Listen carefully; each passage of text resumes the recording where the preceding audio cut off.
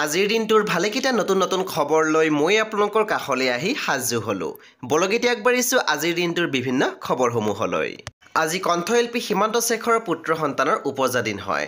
সীমান্ত শেখৰে এটি post share কৰি লিখিছে, আমাৰ পুত্ৰ কাব্যিক শেখৰলৈ উপজা দিনৰ অলেখ শুভেচ্ছা আৰু মৰম যাচিলোঁ।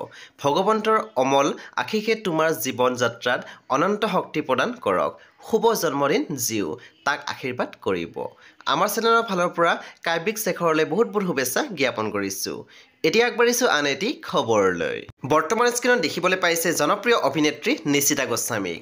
নিশিতা গোস্বামী উপস্থিত আছিল নগাঁৱত, কাৰণ নগাঁৱত এখন নতুনকৈ অসমীয়া সাজপাৰৰ দোকান মুকলি হৈছে আৰু তাত উপস্থিত আছিল জনপ্ৰিয় অভিনেত্ৰী নিশিতা গোস্বামী।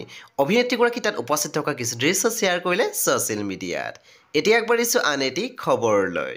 বৰ্তমান আপোনালোকে স্ক্ৰীণত দেখিবলৈ পাইছে জনপ্ৰিয় অভিনেত্ৰী বৰষা ৰাণীৰ বিষয়ে আৰু লগতে আপোনালোকে দেখিবলৈ পাইছে জনপ্ৰিয় কণ্ঠশিল্পী ৰিচা ভৰদ্বাজক। নিশ্চয় আপোনালোকে গম পাইছে যে ৰিচা ভৰদ্বাজৰ কণ্ঠই এটি নতুন গীত মুক্তি লাভ কৰিছে আৰু সেই বিহু গীতটিৰ নাম হ'ল মৰাণ বিহু। বাৰু আপোনালোকৰ মাজৰ কোনে কোনে এই গীতটি শুনিলে আমাক জনাবলৈ নাপাহৰিব আৰু কেনেকুৱা লাগিছে আমাক জনাবলৈ নাপাহৰিব। সেই গীতটিৰ বিহাইণ্ড দ্য চিনছৰ কিছু দৃশ্য শ্বেয়াৰ কৰিছে অভিনেত্ৰী বৰষা ৰাণীৰ বিষয়ে আৰু ৰিচা ভৰদ্বাজে ছ'চিয়েল মিডিয়াত তাৰে কিছু দৃশ্য আমি আপোনালোকৰ সৈতে শ্বেয়াৰ কৰিছোঁ। এতিয়া আগবাঢ়িছোঁ আন এটি খবৰলৈ। অভিনেত্ৰী মুনমি কলিতাই শ্বেয়াৰ কৰা এটি ভিডিঅ' আমি আপোনালোকলৈ আগবঢ়াইছোঁ। দেহা হাই কৈ দিয়া, হাই কৈ দিয়া, অসম কৈ দিয়া। তোমাৰ নামটো কি? নিবিজ দেই, নমস্কাৰ দি ল'বা। নমস্কাৰ। এতিয়া আগবাঢ়িছোঁ আন এটি খবৰলৈ।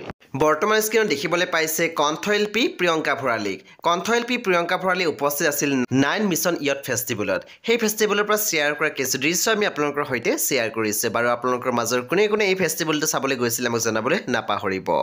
এতিয়া আগবাঢ়িছোঁ আন এটি খবৰলৈ।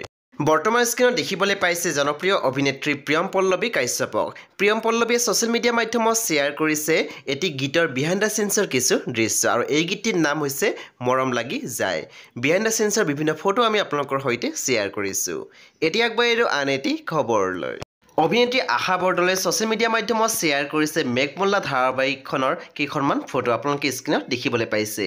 বাৰু আপোনালোকৰ মাজৰ কোনে কোনে মেঘমল্লা ধাৰাবাহিকখন চাই আছে আমাক জনাবলৈ নাপাহৰিব। এতিয়া আগবাঢ়িছোঁ আন এটি খবৰলৈ। বৰ্তমান স্ক্ৰীণত দেখিবলৈ পাইছে জনপ্ৰিয় কণ্ঠশিল্পী ৰিচা ভৰদ্বাজক। আমি দেখিবলৈ পাইছোঁ ৰিচা ভৰদ্বাজ উপস্থিত আছিল তিনিচুকীয়াত, ডুমডুমাৰ তিনিচুকীয়াত। ডুমডুমা অধিৱেশনত উপস্থিত আছিল কণ্ঠশিল্পী ৰিচা ভৰদ্বাজ। তাৰে কিছু দৃশ্য আমি আপোনালোকৰ সৈতে শ্বেয়াৰ কৰিছোঁ। এতিয়া আগবাঢ়িছোঁ আন এটি খবৰলৈ। অভিনেত্ৰী মেঘৰঞ্জনী মেধিয়ে ছ'চিয়েল মিডিয়াত শ্বেয়াৰ কৰিলে বহুতো স্থিৰ চিত্ৰ। লগতে অভিনেত্ৰীগৰাকীয়ে শ্বেয়াৰ কৰা পষ্টত লিখিছে, ৰ'দত বহি কোনে কোনে কৰ্দৈ খাই ভাল পায়। বাৰু অভিনেত্ৰী মেঘৰঞ্জনী মেধিক আপোনালোকৰ কেনেকুৱা লাগে আমাক জনাবলৈ নাপাহৰিব।